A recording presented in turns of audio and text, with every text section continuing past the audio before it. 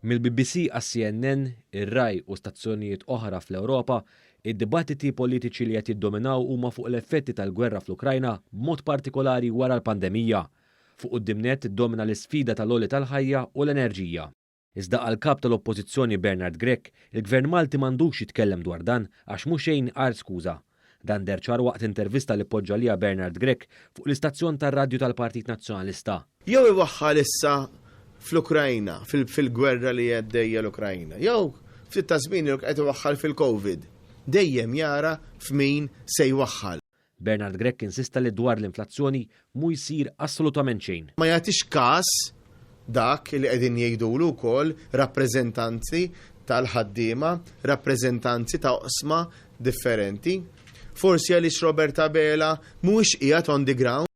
Din id-dikjerazzjoni ta' Bernard Grech saret minkejja li pajjiżna jibqa' l-unika bil-prezzijiet tal-enerġija u l-fuel stabbli, dan wara li l-Gvern intervjena b'saħħa biex iżomm il-prezzijiet tal-enerġija stabbli.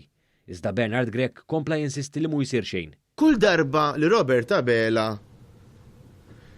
iġib l-iskuża tal-gwerra fl-Ukrajna, taf xi fisser qed jgħid jien ma nista' nagħmel xejn.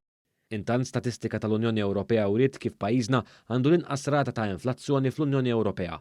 Minkejja dan, il-Prim Ministru Robert Abela ddikjara iktar minn darba li gvern immexxi minnu se jibqa' jassisti kull fejn jista' b'mod li jwieżen il-familji u fl-istess waqt jagħmel dan b'mod sostenibbli.